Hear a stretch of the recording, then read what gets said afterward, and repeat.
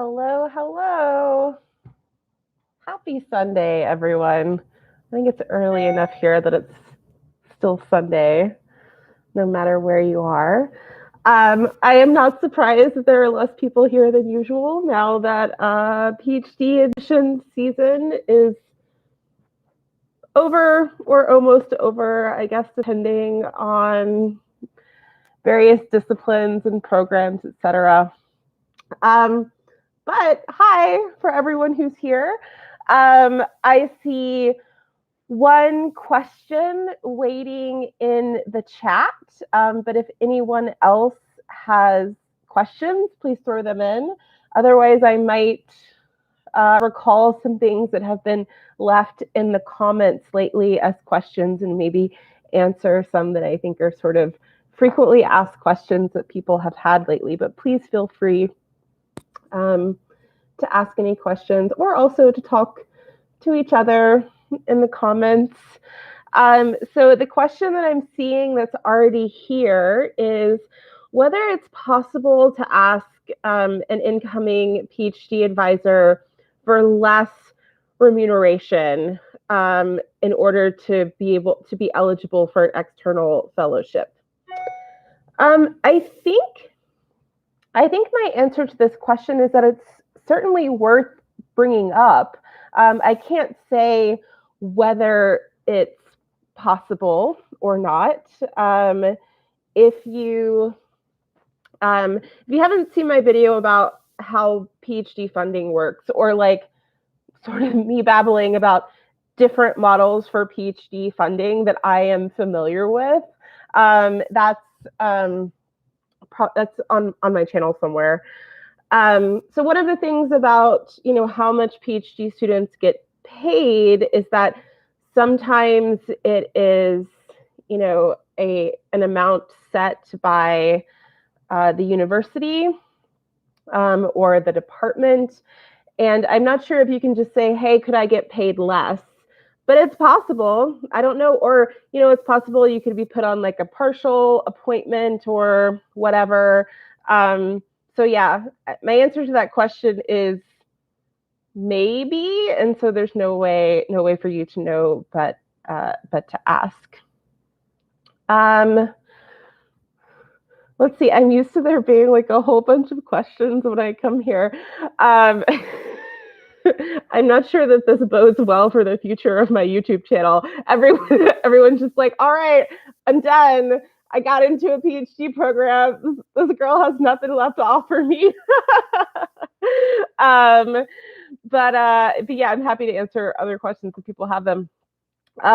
Something that I have gotten as a comment on multiple videos lately was, actually, gosh, I've gotten this question like 3 times in the past couple of weeks, which is, do you have to have publications already in order to be accepted into a PhD program? And the answer to that is no, not inherently.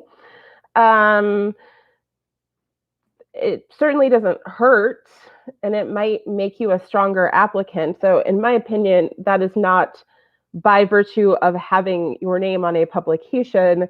It is by virtue of, if you have a publication, that means that you have very strong research experience already. So, as I tell everyone for any question like that, there is not a particular thing that you have to have. Application review is, I hope, always holistic, and everyone has weaknesses and everyone has strengths, and strengths can make up for weaknesses. Oh, good. Some questions. Let's see.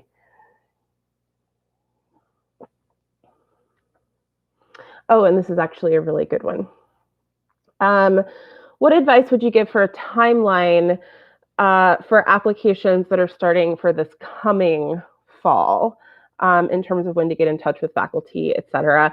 And this is a great question. I also had someone ask on a video recently, and actually I had someone ask this in the comments of one of my TikToks, like, when do you reach out for faculty to potential advisors if that is something that is done in your field? And actually, the way that I've seen this question worded recently is, oh my God, it's already May. Is that too late? And my reaction to that was like, no, that's too early. I mean, I guess, I'm thinking about this in terms of myself. I don't think I've ever had prospective PhD students reach out to me this early. I would say that probably most common would be like 2 or 3 months before the application deadline. I mean, I don't necessarily think that it like hurts you in any way to reach out right now, though once it becomes summer, I would say wait until fall. I mean, again, it doesn't hurt, but some faculty, for example, I'm not going to say aren't working over the summer, but might not be paid over the summer. And particularly for those for whom PhD advising is kind of a service activity, might, very specifically not be thinking about that kind of thing over the summer, depending on the discipline, et cetera. And so I would say wait until fall.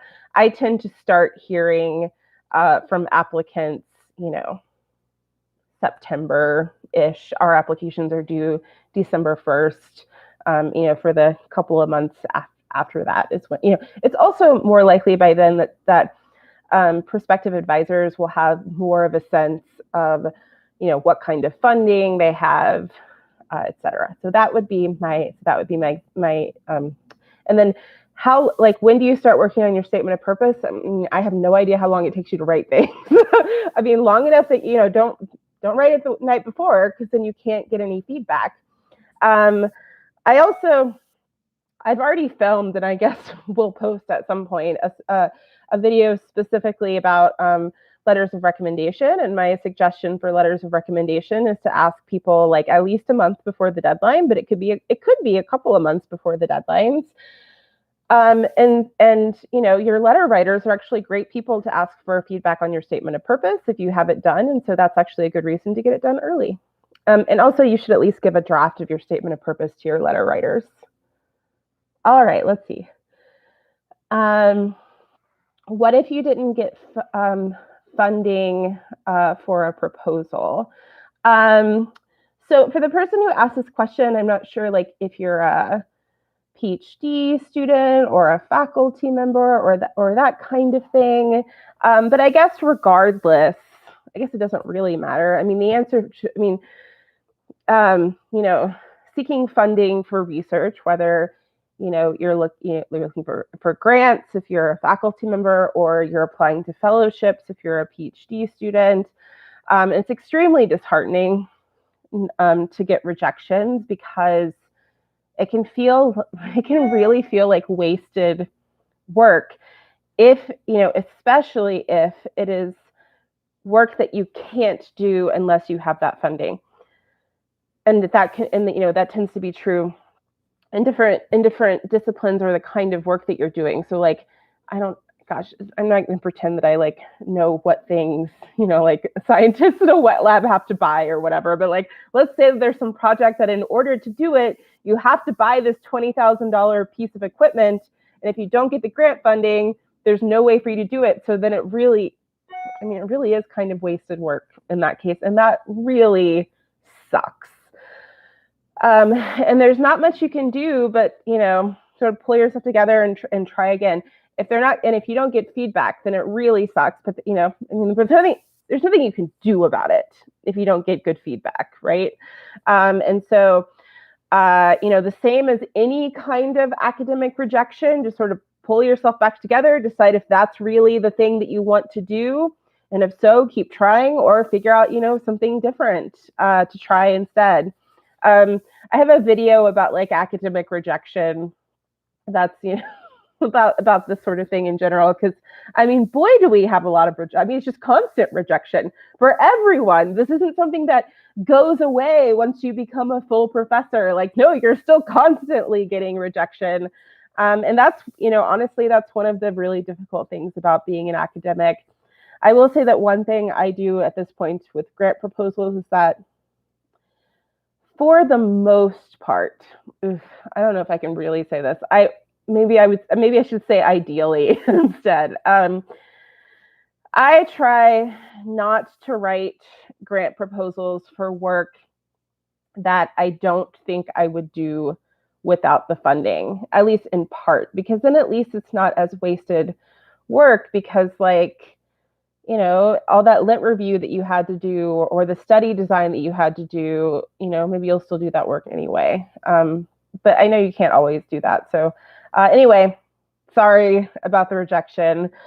I wish I could tell you that you won't get more, but you will. We all will. I will. Let's see. Next question. If you do a master's at the university where you want to do your PhD, would it be easier to get into that program? And Georgia Tech, which I can vouch for. Georgia Tech's wonderful. Maybe is the answer to this question. Unfortunately, it is unlikely to hurt you to do your master's at the same program. It could, so the like ideal of that situation would be that as a master's student, you do research. That is wonderful, you know, particularly if it's under a particular faculty member and they want to keep working with you, or other people in the department want to keep working with you. You sort of prove yourself. Like sometimes master's students like are already functioning at the level of a PhD. I mean, you know, if two people are coming straight out of undergrad and one is going into a master's program, one's going into a PhD program, like there's no reason that master's student couldn't do just as well or better than that PhD student in terms of research productivity or classwork or whatever. That said, everything about PhD admissions still applies. Like, you know, to be a PhD, you know, it could have been that, you know, maybe you're already good enough to be a PhD student, but there wasn't funding or not an appropriate advisor or whatever, and those things may or may not change. So it's, you know, I hate to give you such a specific example that is not encouraging, but I got my master's degree at Georgia Tech, and then when I applied to PhD programs, the first time got rejected from the PhD program at Georgia Tech. So I can tell you for sure that it's not a given. That said, again, you know, the other thing is you might do your master's degree there, and like maybe there's a better PhD program for you somewhere. So, I mean, the good thing is that even if you don't get into that PhD program, you know, you if you do good work and you work with faculty who can write you strong letters of recommendation and you have research experience, et cetera, then like you can go somewhere else too. So I guess that's not really a satisfying answer, but there you go. Let's see. Someone would like to do a PhD in machine learning, computer science, but could not understand the difference between faculty of science and faculty of applied science. I'm afraid I don't understand this question. So I'm not sure if you mean, you know, if you're looking, for example, at a university in India, perhaps this is a term of art that I'm not familiar with, or it could be that you're looking at a particular university and this is a term that university uses to bucket their faculty.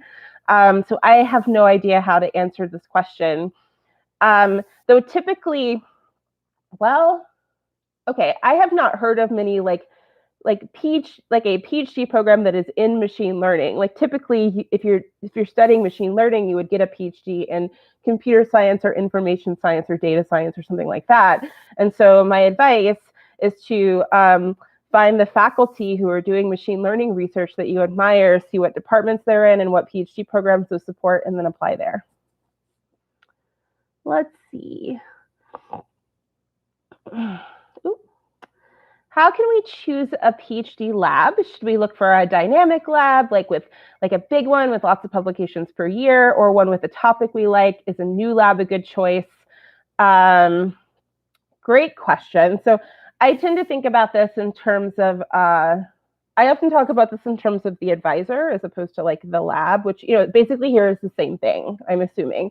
I'm guessing you're talking about like a lab with a particular PI as opposed to like some gigantic lab that has 10 PIs or something like that. So I do have a video about like choosing a PhD advisor where that might be useful in terms of some more detail here.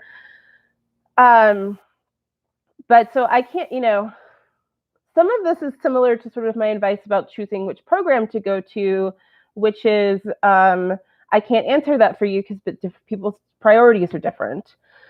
I mean, the way that you've worded this in terms of like a lab with a topic we like versus a lab with lots of publications, like my assumption is that there's probably some kind of research that you want to do, and that's what you want to be doing, and not like, anything. So you do need to find, a lab or PI that's doing work that's similar to what you want to do, regardless. Or I don't know, maybe you're really malleable and you don't care. I mean, the sort of like new versus old. So I've talked about this before, and this is a little bit in that video about like new faculty versus established faculty. There are pros and cons. One thing about brand new faculty is that they often need students. Like it's more likely that a brand new faculty member can admit several students, than someone who's almost at capacity or is at capacity. The other thing is that new faculty often have startup funding, which basically is like money that the university gives you that's not tied to particular projects and sort of like get you going before you get grants. And so they often have funding for students that isn't tied to particular projects, and so that can be great too. Also, brand new faculty still remember what it's like to be a PhD student. They're still very close to it. That can be good. And then, of course, the things about established faculty that you might imagine are good in terms of like them having connections and being well respected and having more experience or whatever. And but there's pros and cons. And not all of those like pros of the other one are actually cons of the other. So I would think about the lab and the person and what you like best as opposed to metrics personally. But, you have to think about what's important to you. When reapplying to a PhD program, how much of my application should I keep or keep the same or change? I would say change anything that has changed. And if nothing, so change anything that has changed, your research interests, your experience, and improve anything that can be improved. And I guess that would be my answer to that. I have a video about like, if you're rejected, what next? Like things to think about if you've been rejected. And so I have some sort of things, things that you might think about in terms of your application or things that you could do to improve it. So that might be helpful. Pursuing a master's degree that you have to finish by March 2022, is it advisable to look for an advisor? I'm afraid I don't quite understand this question. So one way I can interpret this is like, how do you find an advisor for your master's thesis or something like that? Or I'm not sure if you're saying you're thinking of applying for PhD programs and should you look for prospective advisors? So the answer to the second one would be, I recommend reaching out to prospective advisors for PhD applications like a couple or 3 months before the deadline for applications.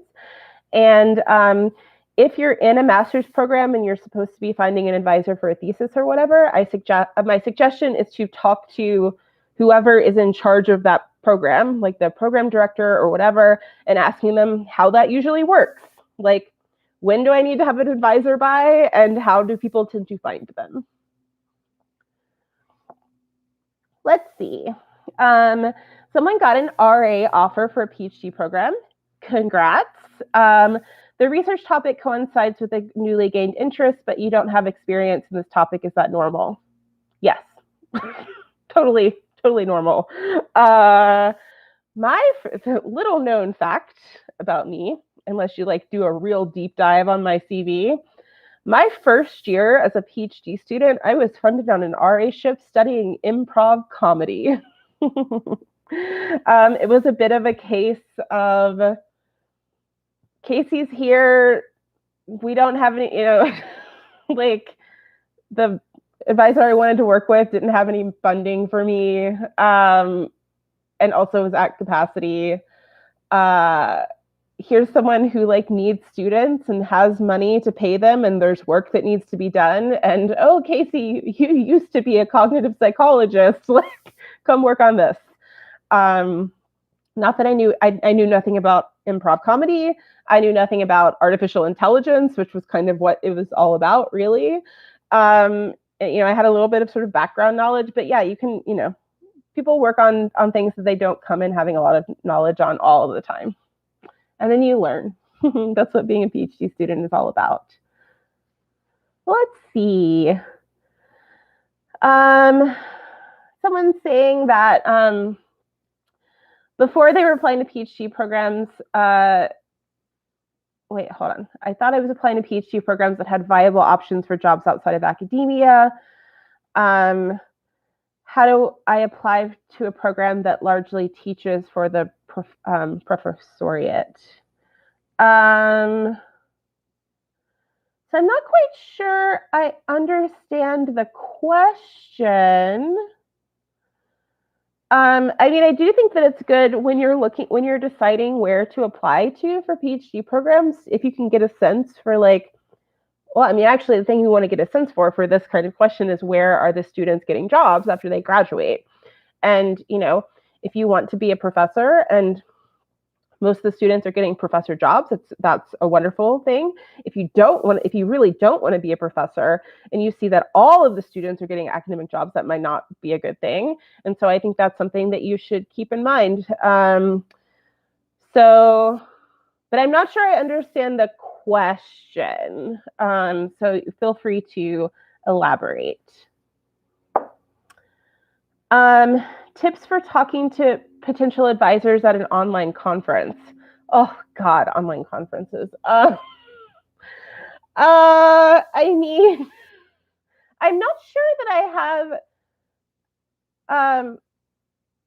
I'm not sure that I have specific advice here. I don't really have any advice about like online conference. I think whatever mechanism you have at this conference for talking to people, like once that happens, my assumption is that conversations would be very similar to conversations you'd be having at an in-person conference. And I've certainly had students approach me at conferences before because they're applying to PhD programs and are interested in my research. Though honestly, it doesn't happen as often as I think in part because, and actually for in-person conferences, it can just be so expensive. And so it's sometimes difficult for like undergraduates or whatever to get funding to go. So maybe that's actually happening more now. I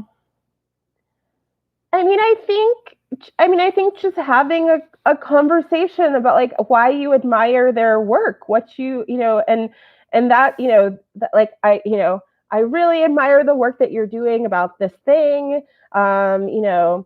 If you like read one of their papers and you liked it, it's always flattering to hear that. And then that's a nice segue to like, that is the kind of work that I want to be doing. In fact, I'm applying for PhD programs. And you can ask directly, I was even thinking of applying to the PhD program in your department. I'm curious if you're thinking of recruiting new PhD students this admission site. The same sort of thing you would say in an email, right? And if you're uncomfortable being that direct, then just having that conversation about their research and what you're interested in, just to get to know them, is totally fine. And then you can send them that email later if you still want to. Let's see.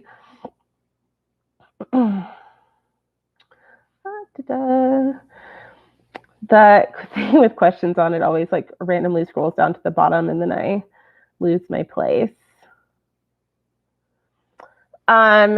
2 offers for faculty, small R1 versus large state school with a master's. Not sure which to take. Oh, so so I'm having trouble with this question because I don't know if you're saying you have job offers. So I think you're saying job offers. So you have an offer from a small R1, and then also a large state school. I'm not sure what master's means. So maybe you are. Maybe you are a student. Okay. Well, I guess regardless, my answer is the same. It's very difficult for me to give advice on like, should I do X or Y when it comes to making a decision about a job or which PhD program you should go to or whatever, because people's priorities are so different. And 2 people can have the exact same decision space and come to different decisions just because people prioritize things differently. And so it's really difficult for me to give advice about this. If you are if you're a student, like if you're deciding between PhD programs or master's programs or whatever, I do have a video about that just gives you some of the things that you might think about. Why do you think you got rejected from Georgia Tech the first time? I got rejected from every PhD program I applied to that first time, and I seriously do not. This was in 2004, so I seriously do not remember anything about my application. Like I don't remember what I wrote my statement of purpose about. I don't even remember who my letters of recommendation were from, except for like one obvious person. I'm sure that it wasn't a great application because I didn't really know what I was doing. But at the time, I chalked it up in part. Like I also didn't apply to many places, and that was in part because there weren't a lot to choose from in terms of like places that were doing the kinds of stuff I wanted to do, which at the time was like sort of new media, online communities. Also, this is probably also part of the problem. I didn't really know what I wanted to do. But I was doing some work on sort of like maybe educational technology. Like I was kind of all over the place. And like iSchools were not much of a thing then. So I was applying to like, the places that had these like weird interdisciplinary computer science-y things, like the media lab at MIT. And like, it's not super surprised I didn't get into MIT. So yeah, I don't actually know. Any tips? Oh, let's see. But actually, before I answer this next question, I can tell you that I almost got rejected from Georgia Tech the second time. I sort of found this out years later, but I can tell you why. It was because there wasn't an advisor fit for me. And honestly, Georgia Tech was not a great if all things being equal, if I had applied to PhD programs based on what research the faculty was doing and that sort of thing, there are a lot of different places, but it would have been way better. I was coming out of law school and like, there wasn't anyone at Georgia Tech doing anything even remotely related to law. Like you should see my personal statement. I'm like twisting things, trying to make it seem like it was relevant. But I was geographically constrained. And so that was my only choice. So, and then, my eventual advisor at the time I applied, she had like 6 PhD students or something, so she was not particularly interested in taking on a new student. And so I was very fortunate that I got in anyway. And then I did end up sort of, I guess I didn't really have an advisor my first year. I was working as an RA with someone, but there never seemed to be an assumption that they were like going to be my long-term advisor. So anyway, my situation was really kind of weird. And I think this happens less and less often now that students are kind of admitted with like we'll figure out what to do with you later, in part because funding, I think, has gotten tighter since the time that I was accepted into my PhD program. but it really can just be there's not an advisor fit. Tips on how to find suitable papers calls. Come across predatory. So, okay, so first of all, I am humanities adjacent in that I do publish in some venues in which humanities folks also publish, and I publish in journals sometimes. So I'm thinking of somewhere like New Media and Society, like people like me publish there, people sort of in the computer science world, but then also like media studies and comm scholars and that sort of thing. That said, that's not really my world. So when you say paper calls, my first thought is, why would you need a call? I mean, there are sometimes like special issues and that sort of thing, but unless this is different in your discipline and like maybe everything is special issues, but that would seem weird for me, then my reaction is like, you don't need a call, just find the journals in your field and submit to them. And the way to find journals in your field is, see where the people in your field are publishing, and then look at their submission guidelines. And yeah, unless I'm misunderstanding your question, but that would be my initial reaction to that. If we're approaching an advisor for guidance, should we choose an existing research project from the university or take up our own problem statement? Ooh, I don't really understand this question either. I'm not sure if you mean reaching out to potential advisors because you're going to be applying for a PhD program and you want to know like who to mention in your statement of purpose, or if you mean like I'm already in a PhD program and I'm looking for help from the faculty. So I'm not really sure how to answer this question. If you want to elaborate, please do, because I don't quite understand the context here.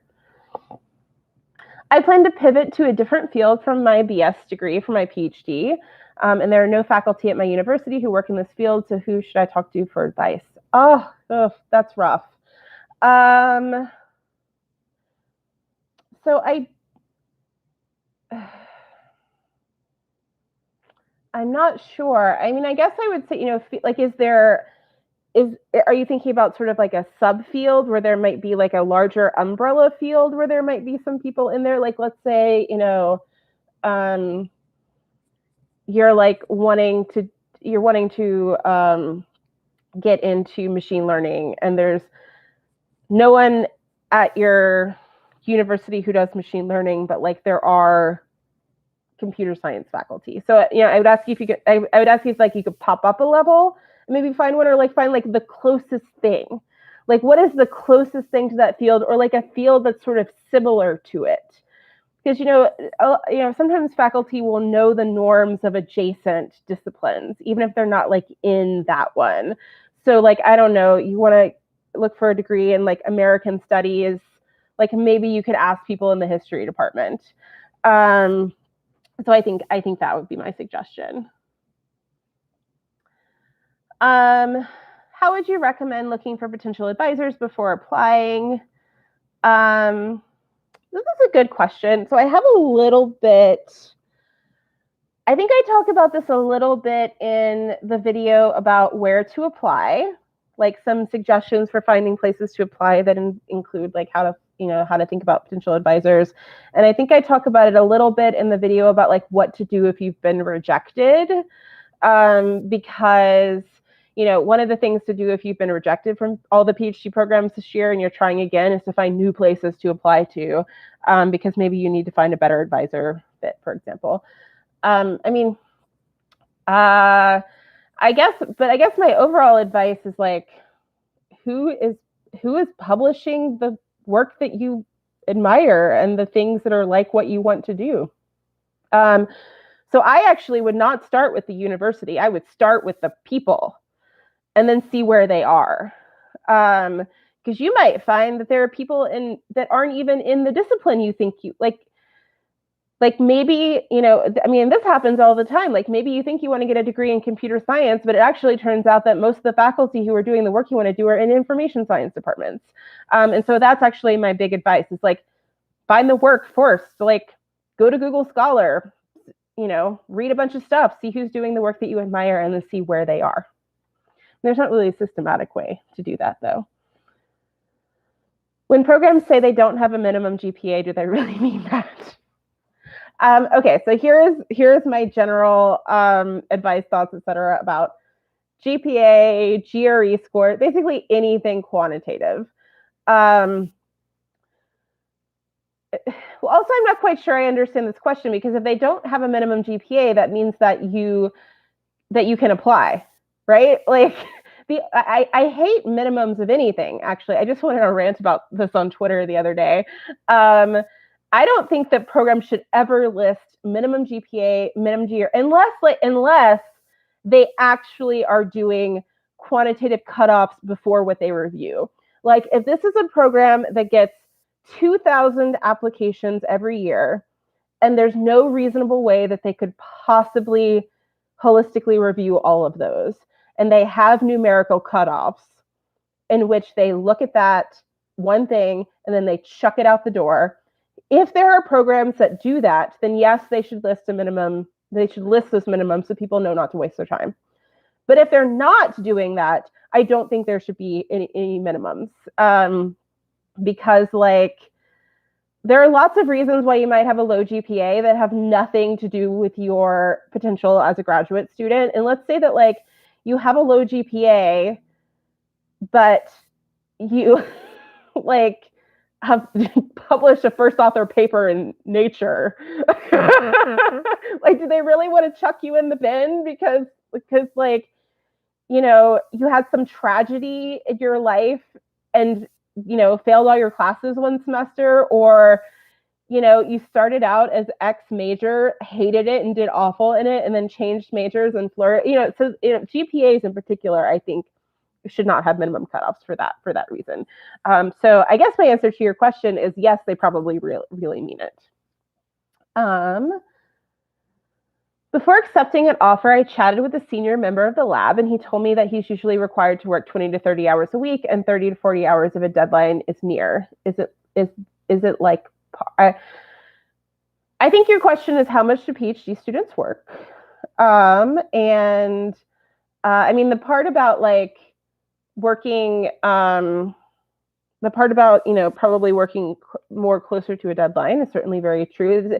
I mean, all of academia, the same is true when you're a professor, is very uneven, right? So there are times when I feel like my workload is very manageable, and there are times when it does not feel like it's manageable. The thing about being a student is, like, so when he's saying working 20 to 30 hours a week, does that mean, like, I'm working 20 to 30 hours a week on my research, and then also I'm taking classes, and also I'm a teaching assistant, and that's another 20 hours? Like, if so, that's a lot.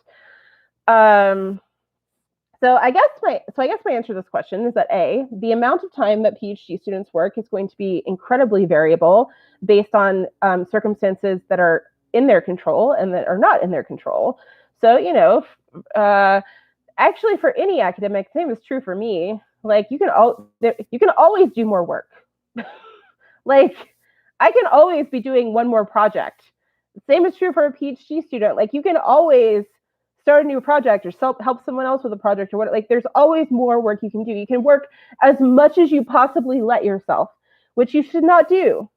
You should be working a normal amount of hours. And I guess in the United States, what's considered the normal, like a typical work week is 40 hours a week.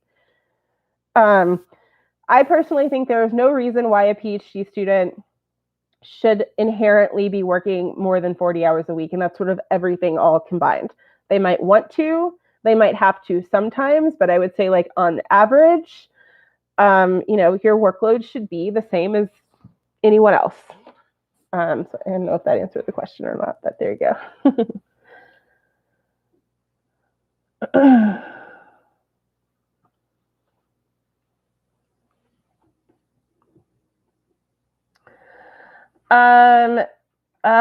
Katie pointing out she'd rather, Katie's a professor, would rather have a Zoom call than talk to someone at a conference.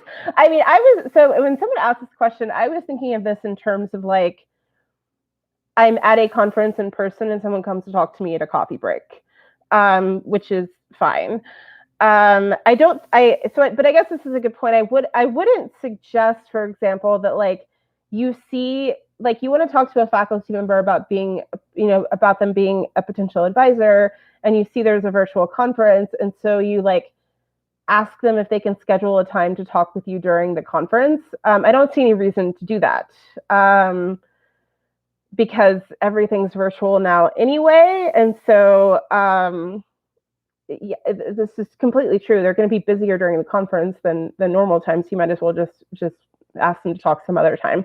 I was thinking more like if the virtual conference is trying to create like coffee break style interactions, which I have seen happen with varying degrees of success, mostly low success. But this is actually a good point. You shouldn't assume that you can only talk to someone during a virtual conference. And in fact, that might not be the best time to talk to them if you're going to have to schedule it anyway.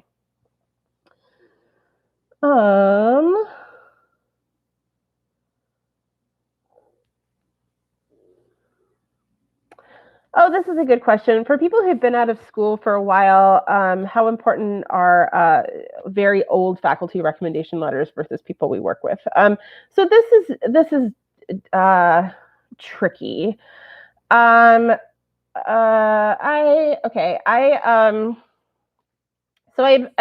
recently filmed a video about letters of recommendation that I was just sort of like sitting on and was going to post at some point because I was like, everyone's done with this now. Was sort of my thought there. Like nobody's thinking about letters of recommendation now, but you're totally right. People might be thinking about letters of recommendation for next admission cycle, and so I might as well go ahead and so I'll post that in the next couple of weeks. I still need to edit it.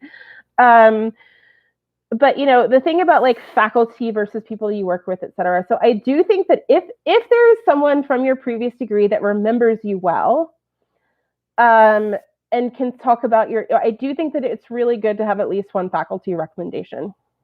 That said, if there isn't anyone and literally all you could get from a faculty member is like, I looked up their grade and they got an A in this class, then like, don't ask that person, right? You work with what you have. And it's not like some kind of deal breaker that there's no faculty recommendation. So you do the best you can. For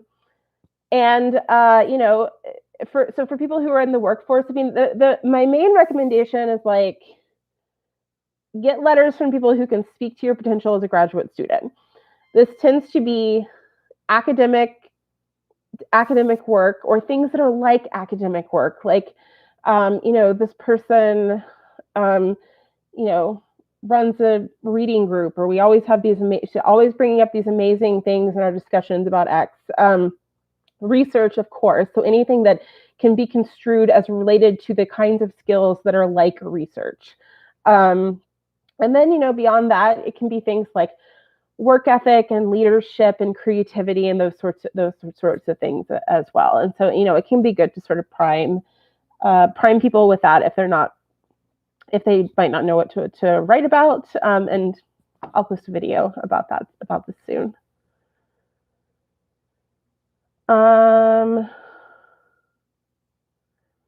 Yeah, so this isn't a question, but just to sort of commiserate on this comment, really liking the profile of a professor and obsessed about doing a PhD in that lab. And so when I came to see they weren't taking students, you were shattered.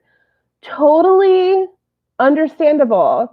I mean, this is just like one of those timing related things.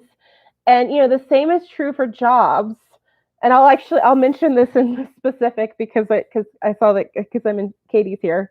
If you had asked me when I was in grad school, like what was my dream job, I could think of some places that like were like particularly interesting to me, or places that I thought were great. And one of them was the iSchool at University of Washington. Like when I was a grad student, I just like really loved the people who were doing work. I had all these sort of like, oh my gosh, they got like this tech policy lab and there are people that are working between the two departments, and it would just be like absolutely perfect. And that was like one of the places that I had in my mind that I really, really wanted to apply to jobs for when I finished. And the year before I was on the job market, that department hired, I think, 6 or 7 people. So there was like no way they were hiring the next year, and they were not. And so the year I was on the job market, there were no jobs there, and so I couldn't apply there, and therefore that was not in the possibility. And that's just a thing that happens.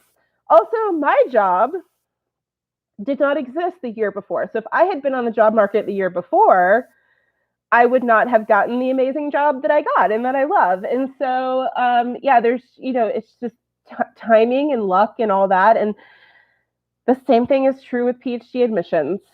So for example, I have not taken new PhD advisees for the past 2 cycles. And the reason is the cycle before that, 3 new PhD students came to work with me.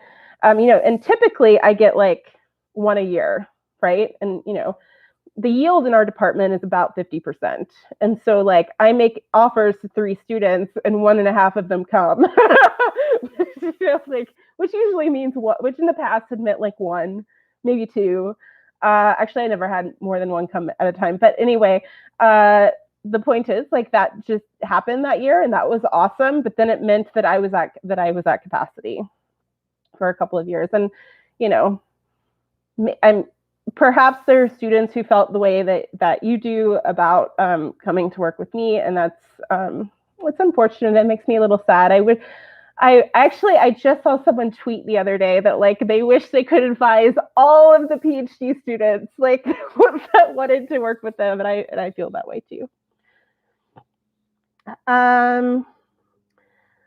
What can I do if I can't meet the program requirements because you can't choose coursework at universities in your country? So, I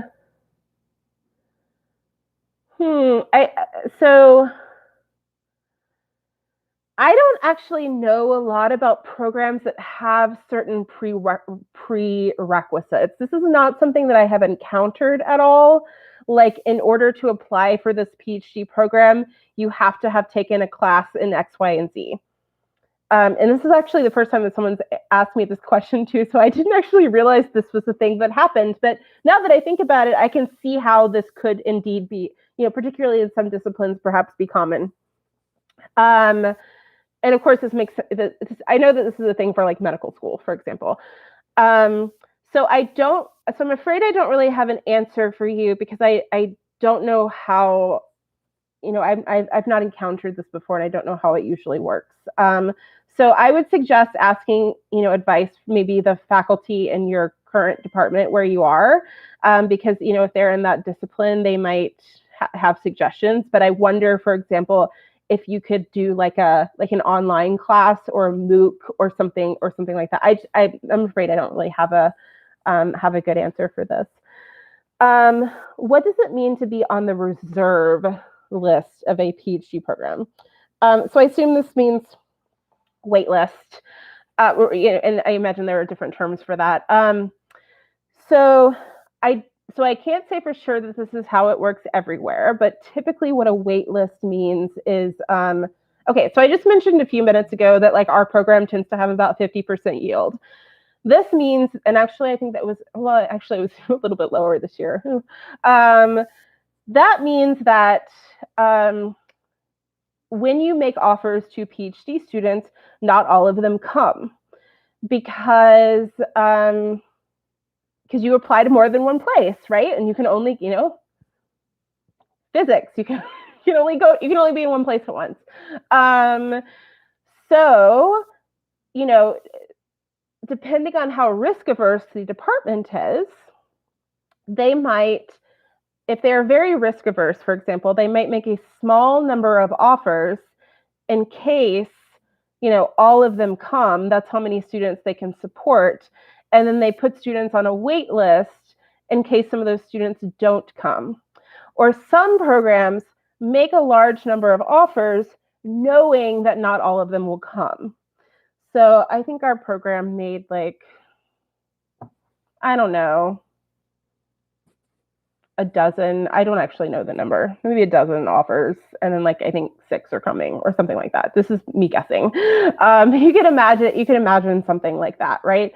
But another thing we could have done was just make 6 offers and then put people on a wait list and then pull them off of the wait list. And so that's typically what that means, is like they're waiting to see how many students accept offers.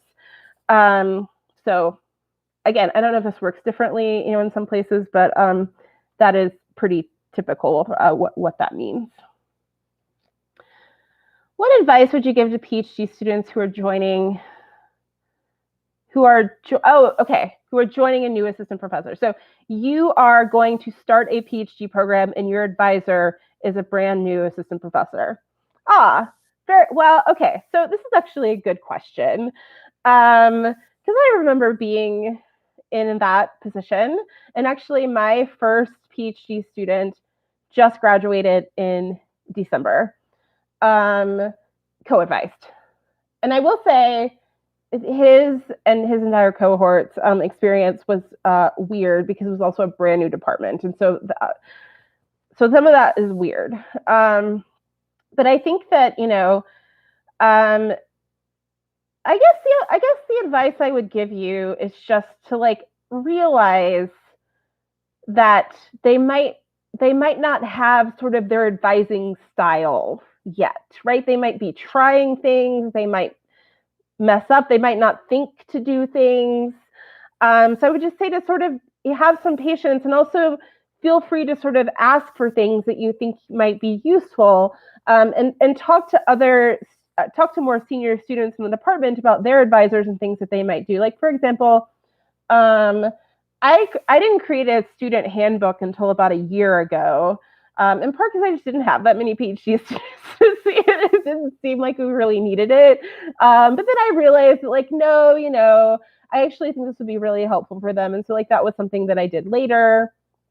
Or, there just might not be things that they have sort of settled in the way that they do mentoring yet. And so this is actually a great opportunity for you, because you might have the potential to sort of change or influence their advising style.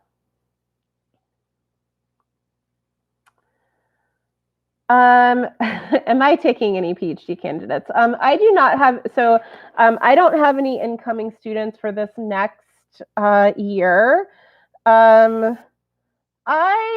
I will probably recruit new students during the next admission cycle, in part because another one of my students is graduating next year, knock on wood. No, she definitely will. So at that point, I'll be down to 4. I'll be down to 4 advisees at that point, which is still a lot. And honestly, it would be a fine number, but I probably could take more. So I probably will consider during this next admission cycle. Do I have colleagues employed where I work teaching with a doctorate in criminal justice as opposed to a PhD? I have never heard of this before, a DCJ. And I also, so I'm wondering if you might think I'm in the law school. So I'm not in the law school. I mean, actually, I don't even know if this is, anyway, I think my answer to your question is I have no idea what this is. But certainly not in my department. I don't have any colleagues who have that kind of degree. Oh, and scroll down and I lost my place again. Okay, hold on just 1 second. What's your opinion about social media the profiles like LinkedIn or Twitter? Does it help in PhD applications? I have lots of thoughts about academics and students and social media. So I can't say for sure that this doesn't happen anywhere, but it has never occurred to me to try to find applicants on social media. I mean, I guess if I were talking to a particular applicant who might be someone who might come work with me, I guess I might I've never like Googled anyone, but like if they had a Twitter in their email signature, I might indeed go check it out or whatever. I don't necessarily think that these, inherently help or hurt. I mean, I guess I could see ways in which it could hurt. I personally do not use LinkedIn, and I also like went to great pains to delete my LinkedIn profile. The reason just being because I didn't. So, academia is not like, I don't know if this is just me and it's actually more important than people like. I don't tend to see academics on LinkedIn, like professors, like for that to be a big part of their profile. Like it's more for like professional networking. And I didn't keep my LinkedIn profile up to date. And like, boy, do they have good SEO. Like no matter what, like my LinkedIn profile, when I had one, would show up at the top of my Google search results, like, and it wasn't up to date. And so that, and I didn't care to keep it up to date because I don't use LinkedIn. So that's why I deleted it. Anyway, I guess the answer to your question is, I don't think it helps or hurts during the PhD process. I mean, engaging on academic Twitter could be a way for you to like get to know people or, be part of conversations in your field, et cetera. But I don't think that it matters a lot.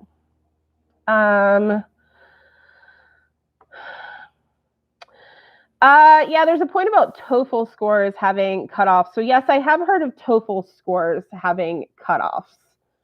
And actually, I gotta tell you, I think I should know this. I actually think that our PhD application had some kind of cut. Like I think there might be a university-wide TOEFL score. I don't actually. Is that how you say that acronym? I think there might be a university-wide requirement for that, in which case the departments can't do anything about it. I actually think that we used to have a GRE minimum. Well, no, we did. We definitely didn't have a GRE minimum. Maybe we had a GPA minimum. There was something that was inherited. Like the college had one, and so we had one, and I don't think we do anymore. But yeah, I do. I think that minimums are important to have if it's an actual cutoff.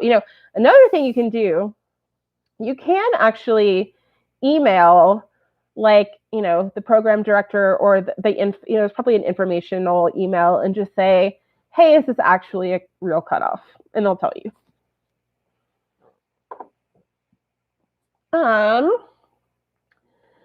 Let's see. Someone who's doing a master's degree wants to do a PhD in the US, aiming to publish a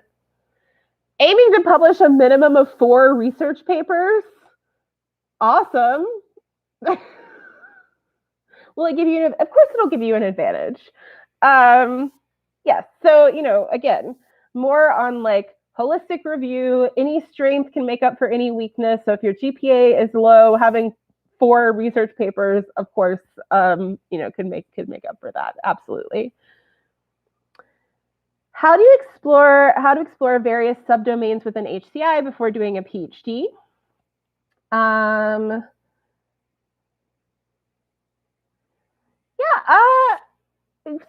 Good question. Obviously anything you can do to sort of figure out what kind of subdomain you want, you're interested in before you're applying for PhD programs is great.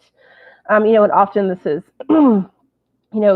working on different, like my undergraduate research experience was in human factors psychology, and obviously that's nothing like what I do now. But if you're not able to like do it directly, then I guess my advice is to read, right? Like, how do you explore subdomains? And you're talking specifically about HCI, so like, so I'm not saying that you have to do this, but if you can do it, like Chi is virtual next month. Go to Chi, like see a bunch of different people giving talks about a bunch of different things in HCI. And if you can't do that, read papers. Like, yeah, that's how you explore subdomains, is you read things. Let's see. Does it factor positively or negatively when you have industry research experience when applying to a CS PhD? I don't think that it's negative. I think that it could be positive, but like industry research, industry research experience actually sounds great. Any research experience is great. And then how is the undergrad university a consideration? Okay, so this is one of those things where like, I fully recognize that my philosophy towards this might be different than many other people / admission committees, etc. I personally do not care at all what undergrad university you went to. Like, to me, that is a non-signal, because it doesn't mean it. All it potentially means is how much money do you have? That's not to mean, it's not to say that it couldn't mean more, but I'm not going to assume, and I'm going to pick a random state school here. Do not assume this means anything bad about this particular school. But like, I'm not going to look at an applicant who went to Harvard and an applicant who went to University of Iowa and assume that the applicant at Harvard is in any way better. Because the person who went to University of Iowa, it could mean that they are from Iowa and wanted, in a very smart decision, in my opinion, to pay in-state tuition instead of going into hundreds of thousands of dollars of debt to go to Harvard, even if they could have gotten into Harvard. So to me, what university you went to literally means nothing. That said, I fully recognize that my opinion on this topic is not shared by many people. So I can't really answer that question. I just have very strong opinions.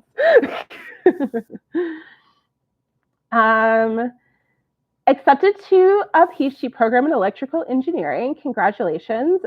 Suggested you do research. Your advisor suggested you do research this summer. I think that's up to you.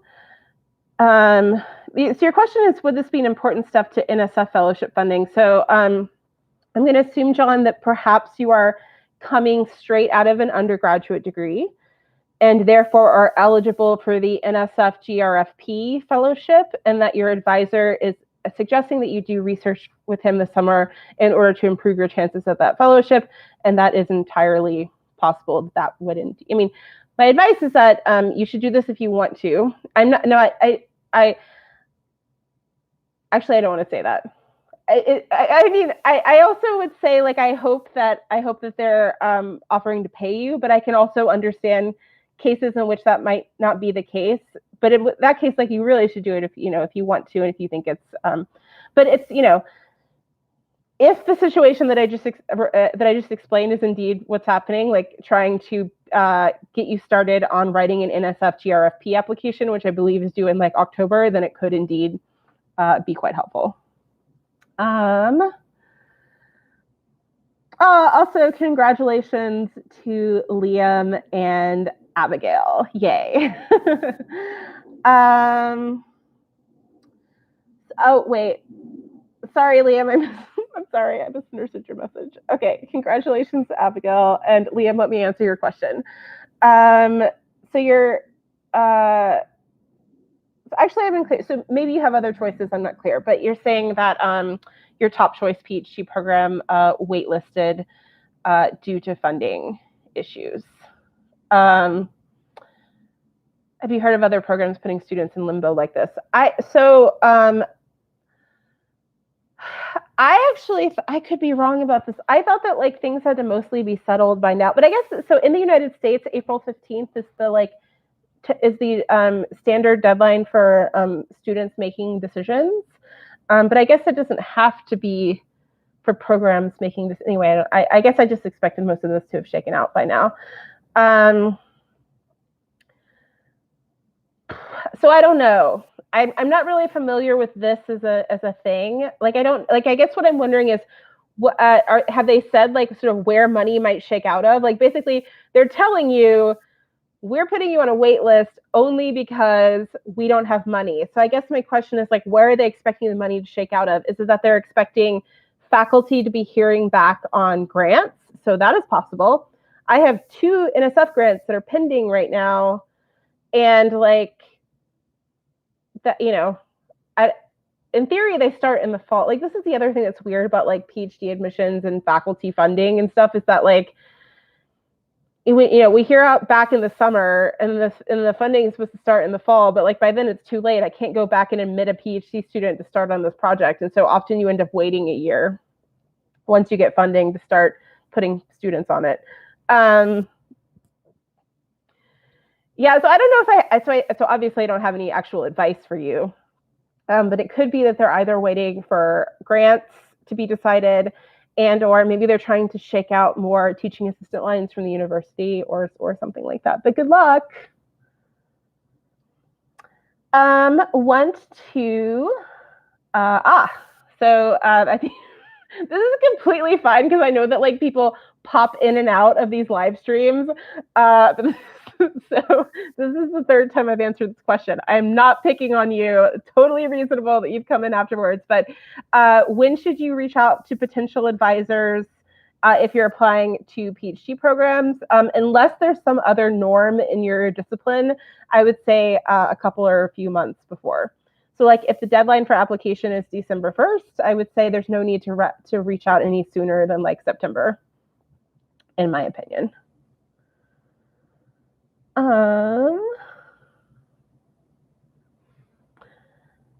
So if you don't get an opportunity to join the lab of your interest, but you're going to that university to work with another professor, is it okay to switch labs later? Oh, this is so tricky. I gotta tell you, this is really hard.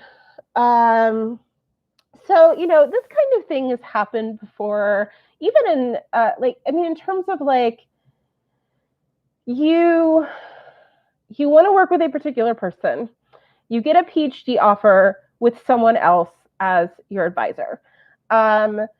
Because of capacity or funding, or it could possibly be how they see research fit. And actually, that would be the best thing, would be like, this person actually is a better research fit for you, or could be. But if it's seriously just like capacity, funding, et cetera, it kind of sucks for everyone, because like the professor that you want to work with feels bad. The professor that you are working with might feel bad because they feel like they're a second choice or whatever, and that you're just like, biding your time until this other person and then it's weird for you too. So I really feel for people who are in this position. So I think my advice for you would be, so yes, it is absolutely possible to change advisors. Gosh, we've not really had this happen in our department yet, but we're also very small. But I assume that, in bigger programs, it happens all the time. And this happened, to several people when I was a PhD student. Totally fine to switch advisors. There are lots of reasons you might.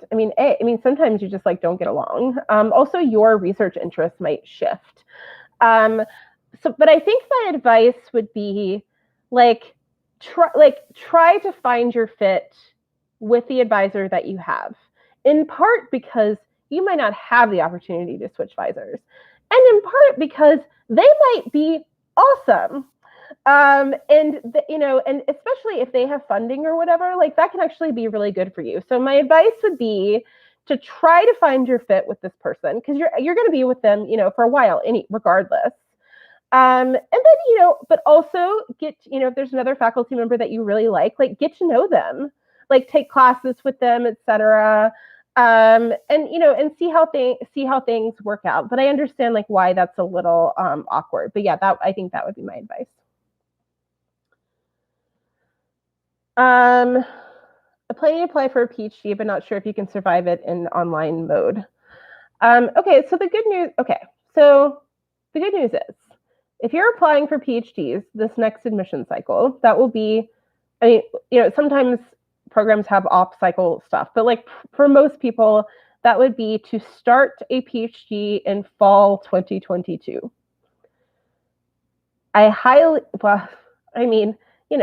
The optimist in me says that like we'll definitely be back to normal by then, or at least like mostly in person. And so I wouldn't worry too much about that. I got to tell you, I really, really feel for our first year PhD students this year. Like, kudos to them for powering through, because like this must have sucked. But I really think that for people who are applying this admission cycle, it's not going to be online anymore. All right, let's see. Where are we?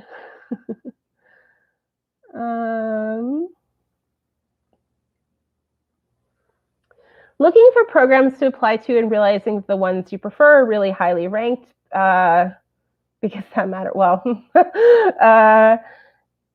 feel like it's a lost cause, so people must get in. So to answer your question, my advice for applying to highly ranked PhD programs is exactly the same as my advice for applying to anywhere. And yes, of course, people get in. And yes, of course, it will be potentially more competitive. Because, frankly, some people apply to places for the name. And I've talked a lot about why I don't think that's a great metric, but, to each their own. And also, sometimes the name does coincide with other things, right? So a more prestigious university might have more resources. So they might, have better equipment and more fellowships and higher stipends and that sort of thing. And so that totally reasonable things. It could also be, that a lot of the really good faculty are at really good institutions. But, in my opinion, I would encourage you to consider those kinds of things that matter, like where are there good faculty, where, resources, that sort of thing, who's doing the good research, so that you have a bit more of a spectrum to apply to. That said, my advice on where do you apply to PhD programs is for every place that you apply to, ask yourself, would I rather go to this place or not get a PhD or wait another year?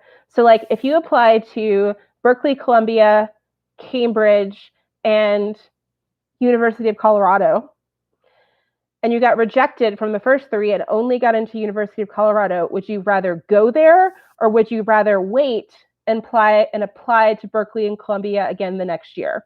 That's the question that you ask yourself in deciding where to apply, because there's no reason to waste your application fee and your time and their time if there's no way that you will go there. So that would be my advice. When does info usually go up for the next application cycle? And info about GRE. So probably sometime. So the answer is probably sometime this summer. But the other answer is it almost never changes.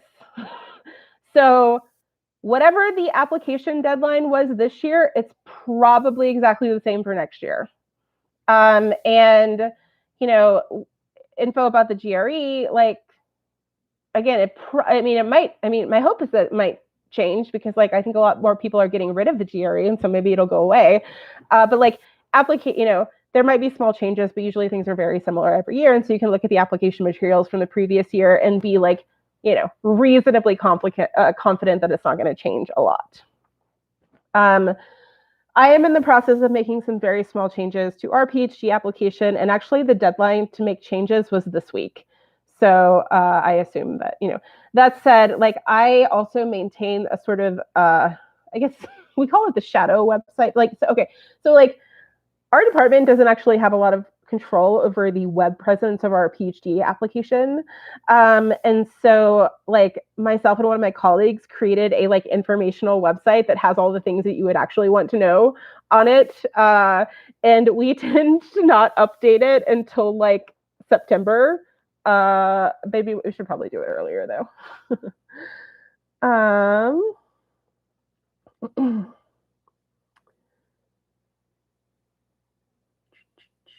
If you can only find one university that matches a research area, should you consider finding a second research area so you can apply to other schools?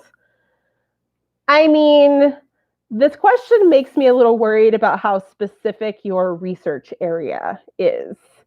Because it seems very unlikely that there is something that is literally only done in one place. So I'm wondering I think my answer to your question is, what is that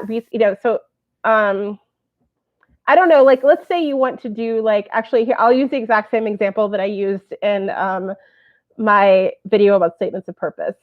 Like, you are certain that what you want to study for your PhD is gender bias in the TikTok algorithm. That is a dissertation topic, not a research area. So what you would need to do is pop up a level and find people who are studying algorithmic fairness. Or if somehow that thing is still too narrow, pop up a level and find people who are studying technology ethics or who are studying recommender systems. So that's my example, is what is your research interest an example of? Let's see.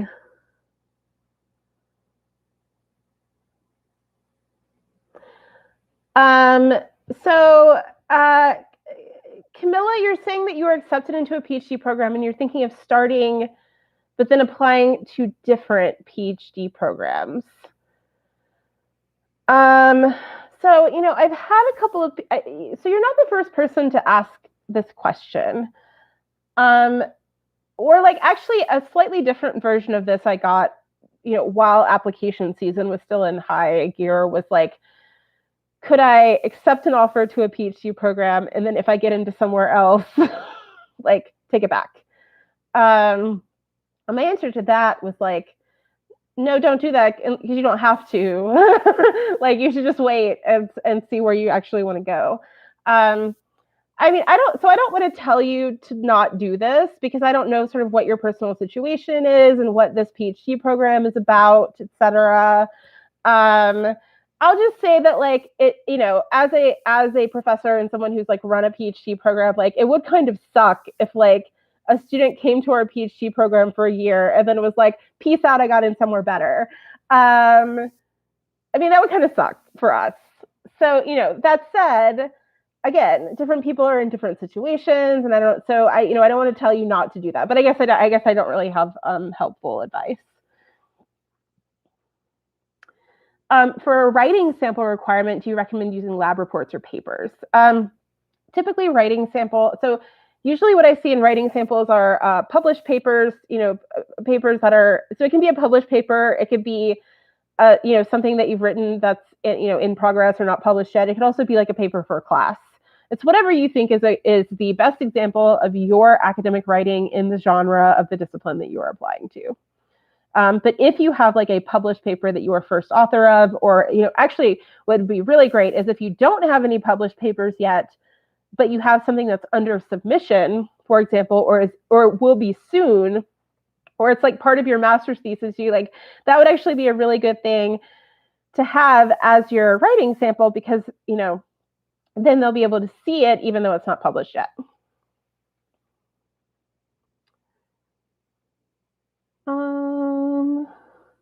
Oh, actually, to go back to my previous discussion, so yeah, you guys are just having chats in here while I'm getting down to the bottom.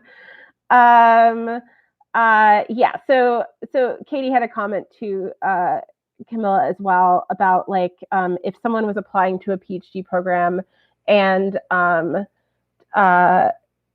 was already in one, you might dig deeper to see what the problem is. So that actually is a good point as well. And actually, we actually have a student in our PhD program who started in a different PhD program, and the only issue was like, oh, I actually want to be in a different discipline, which is like a completely reasonable thing, right? And it makes a ton of sense and makes a good statement of purpose, and, you know, and something that people understand. So like, if someone's starting our PhD program and they're like, yep, I actually should, I don't know, like maybe they're one of my students, and they're like, I actually should be getting a PhD in philosophy. I'd be like, good for you, like go do that, because you're not going to get that here. Let's see. Some schools do make it hard to, so someone brings up, like, some schools do make it hard to change advisors. That can be true. And also sometimes it's just difficult to change advisors, not because of like structural problems, the program, what you're letting you do, but just because you have to like I mean, the other thing about changing advisors is you have to find a new advisor, and it can be just as hard to find an advisor as it is during the PhD application process. And I wish that this were easier, and I wish that yeah, I wish everything were sunshine and rainbows. If you're pursuing a PhD at a university and want to switch universities after, this is the same sort of question. Well, actually, the question is, should you not say in your application that you were at a previous institution? I think I do not encourage people to lie on their applications, and so yeah. I mean, I guess my answer to should I disclose X on my application is that there are things that you are required to disclose, and if you're not required to disclose it, I guess you don't have to. So yeah, but if it asks you what schools have you attended, I encourage people not to lie.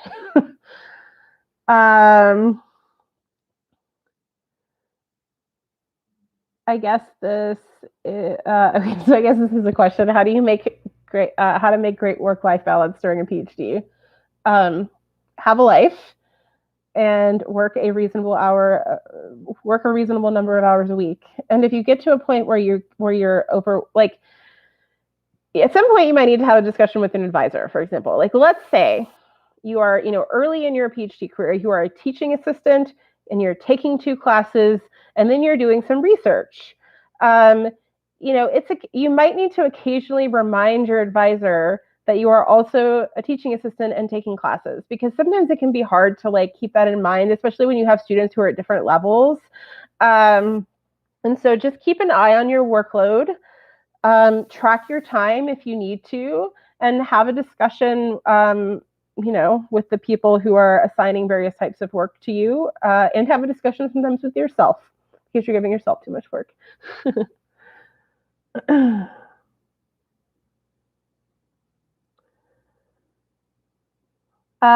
What research opportunities?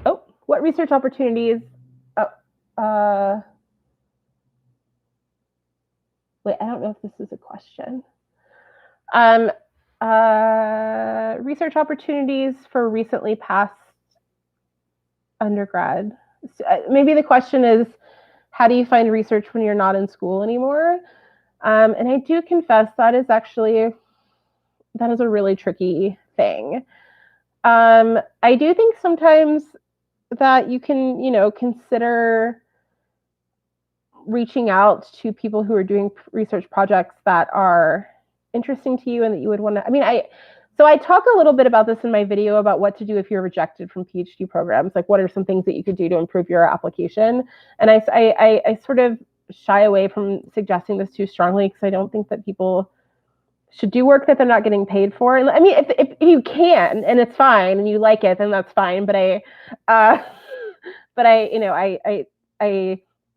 am wary of suggesting that as a solution, right? But I do think that I've worked with people before who are not currently students at my university, so that is something that can happen. Relevant differences between public and private universities in the U.S. Relevant to should you go there? No, I don't think so. Mostly what public versus private means is it's where their money comes from. Are there non-academic ways to boost your CV and resume that would be advantageous during the application process, such as volunteering or mentoring programs? Maybe. Sure, maybe. I'm not sure what these things might look. So I don't know. Let's say that you're, let's say that you're in a STEM field and you get involved in a women in STEM mentoring group for high school girls or something like that. That would be cool. And that would indeed be something that would be neat on your CV. I don't recommend doing things like that, just to pad your CV. But I do think that there are things like that can be relevant.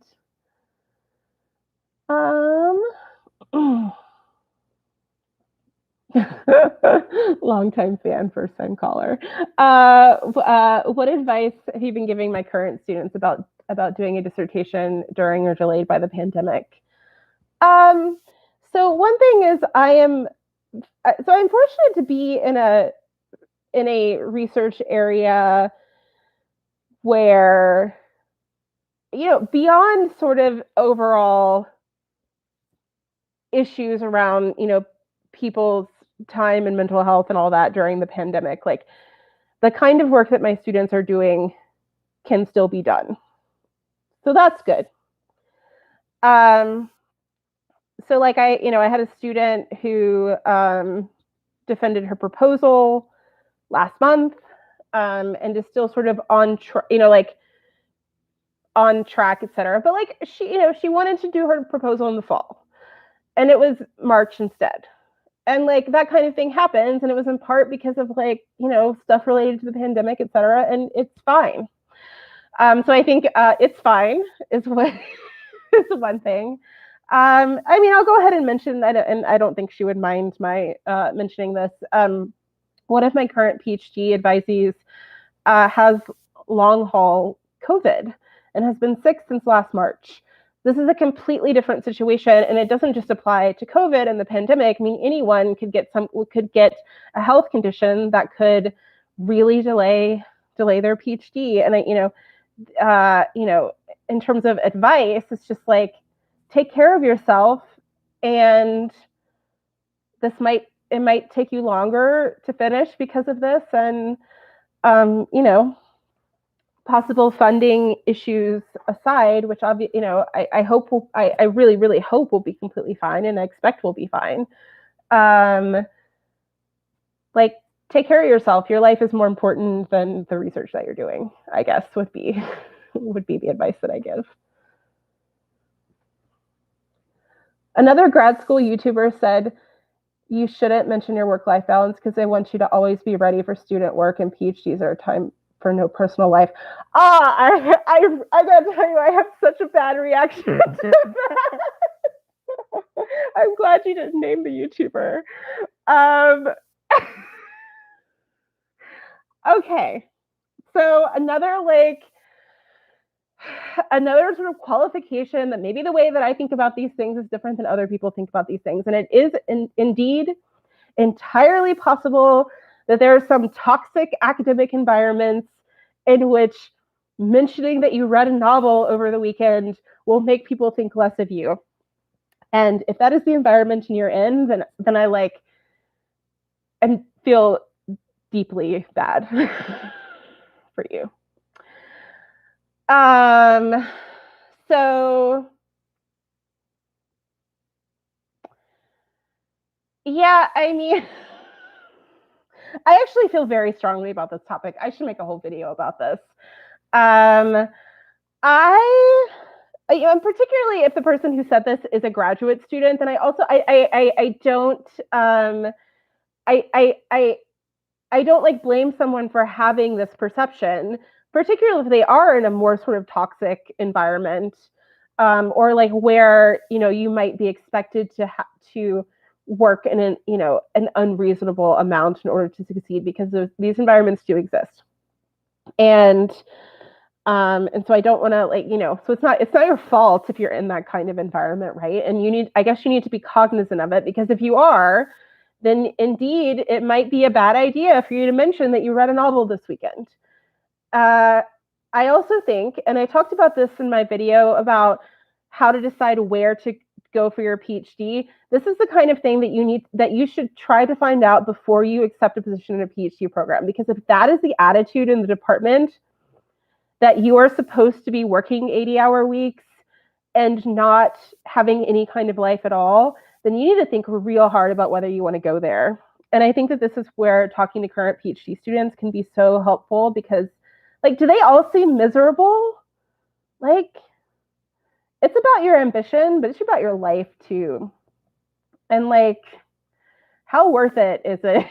Especially when there are potentially places you could be that would not be like that. Yeah, I mean, and this is actually one of the reasons why I talk about things that I do in my life. Last year I wrote a novel, or last year I finished a novel, I mean, it's still in the first draft because it is indeed hard to do things as an academic, but like I, told people about finishing a novel, and I will say some of the response that I got was, wow, how did you have time to write a novel? And I really hate that kind of question because it implies that all I should be doing is working, right? And I get the same thing. I mean, not as directly as that question, because I guess that's, I mean, because you could also imagine that it takes longer to write a novel than you think it would, or something. But like, how do you have time to do YouTube, Casey? And like, I'm not doing YouTube in the time that I would be writing grant proposals or writing papers or giving my students feedback or grading or whatever. Like, this is my time, and you do things that are not work. I mean, this is something that I consider related to my work, and so maybe it bleeds into some of my work time a little bit, but also like it's a pandemic and I'm not going out with my friends and I've got more free time than I usually do. But the idea that you should literally not be doing anything but working is incredibly unhealthy, I think. I really, really worry about that mindset, particularly for PhD students. And this is one of the reasons why, like, for example, I would show you, but it's like all the way across the room. I just started reading this morning Charlie Jane Anders' new book, Victory is Greater Than Death. And I'm like super vibing on it. And as soon as I'm done with this live stream, that's what I'm going back to. And then when I finish it, I'll talk about it on Twitter. In part because I want to normalize, having a life outside of work. So anyway, sorry, that was a very long question to that. I just like have extremely strong feelings on this topic. And if you go to my video on like advice for new PhD students, you will see this is one of my points. It's like, have a life, figure out what the things are that you enjoy doing and do them. With the understanding that like sometimes you're going to be on deadline and it's going to suck and you're going to work a 60-hour week. And like last week, there was a deadline and I worked more than I am comfortable with, but like that happens sometimes. Okay, let me see if I can get through the rest of these questions. I usually I don't want to stay too much longer. Let's see, because now I got to get back to reading that book.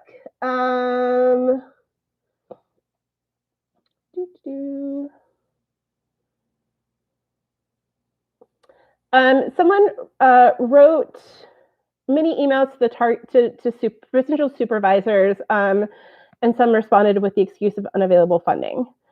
Okay, so in general, I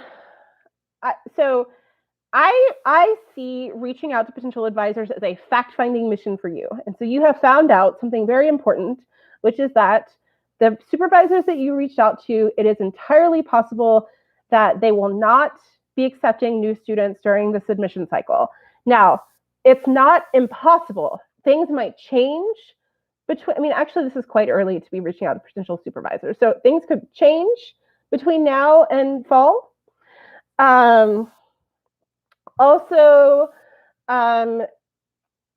things could change. So I would encourage you to go ahead and apply. These are places that you really want to go to, but I think it's very important that you look at other faculty in that department and see who else you can mention in your application, or who else you could reach out to, and also make sure that you're applying to more universities than just the ones that you have gotten this response from. So I guess that would be my advice.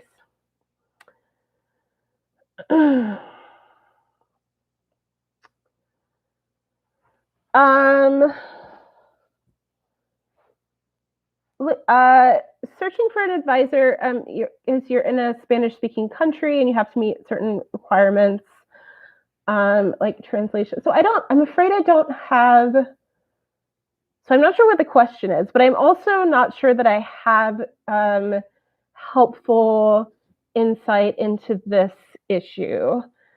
My suggestion, I think, would be to speak to people at your university who have experience with like students who might be applying to programs in other countries about their advice on how to do this, on how to navigate this kind of thing, because there are often people who work, at the university who could help with this sort of thing.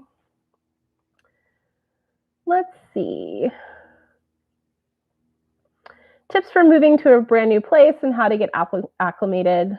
I mean, this is the same for anyone ever going to a new place. Same thing if you're a faculty member in a brand new place.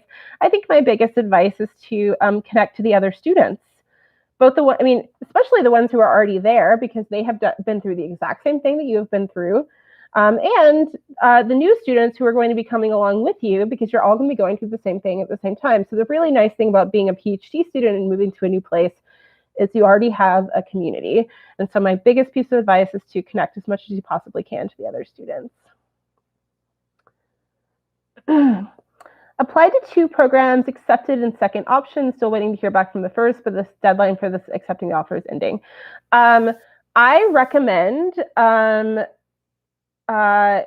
your second option. I recommend contacting your first option. I recommend contacting them and saying something along the lines of, I've applied to your PhD program and I'm still extremely excited about it. However, I do have an offer for another program and a deadline of X date to give them a response. Is it possible that that I can find out about my application for this program before then? I would recommend doing that. Yes. So yes, so I see your second question out. Yes, that is exact. So yes, that is what I would recommend doing. And if they say no, again, I'm really wary to give people the advice of accepting an offer that you think you're then going to turn down, in part because this might influence other students who are on a waiting list, or how many offers the program is going to make, or they might start planning certain kinds of things. That said, if you're in this position, it's not like they're not going to hate you forever. In terms of whether you can do it logistically, it's not like you're signing a contract in blood, so probably. But I would recommend reaching out, because it's entirely possible that they might be able to go ahead and give you a decision, or you could then, if they tell you we can give you a decision by X date, you could also contact the other place and say, is it possible that I could have a few more days, another week, et cetera, to make this decision? And they might be totally fine with that. Okay, excellent. Last question. A few bad undergrad grades. Is a letter explaining those warranted in an application? And if so, what kind of language persuades you? So, this is, I think that so if your grades are really, really, if they're noticeably low and there's a reason for it, a personal tragedy that happened in the middle of undergrad, and you had a really bad semester, or you changed majors, and that sort of thing. If there is something like that, I think it's something that you can mention in your statement of purpose, but I would frame it as better in a personal statement, but usually all you have access to is a statement of purpose. And usually the way to frame it is a testament to your perseverance, right? As you're explaining, what college and what you studied or whatever, saying something like, despite a severe personal hardship in, this year, I still really, really, don't say really, really, I'm stalling as I try to think of this. I still manage to, take X kind of classes or do research or whatever, and my interest in this topic area really grew. So I would frame it like that. Another thing that you can do, if there's a letter writer that you know well enough and you feel comfortable, you could always ask a letter writer to mention something like that in their letter. Hey, how my grades in this particular semester were kind of bad because I was in that car accident. Just so you know, I would be comfortable with you mentioning that in the letter. It's something that you can say, because they might not want to do that without your permission. So that's another thing that you can potentially do, because sometimes it does, sometimes it is better coming from someone else. I don't think you need to feel obligated to address something like that, though. Again, your strengths in one area can make up for weaknesses in another area, particularly something like grades. All right. Well, we are out of questions. And yeah, so it's like kind of magical. Seriously, every single time I've done one of these lives, they have lasted like exactly an hour and a half. So that is now what I have like sort of have in my head is the budget of time that it's going to be. Thank you for everyone who came, particularly the couple of faculty who showed up in the comments and were and senior PhD students who are in the comments giving other people advice and answering questions, which is super useful. And yeah, stay tuned. I'll put so now that admissions season is pretty much over, I need to figure out what to make videos about. So I might put up like a community post asking for suggestions. Anyway, thanks for hanging out, everyone. And for those of you who are starting PhD programs, good luck. For those of you who are going to be applying for PhD programs, good luck. And for those of you who don't know yet, or were unsuccessful and might be trying again, also good luck. So basically, good luck to all of us. All right, have a nice rest of your day, everyone.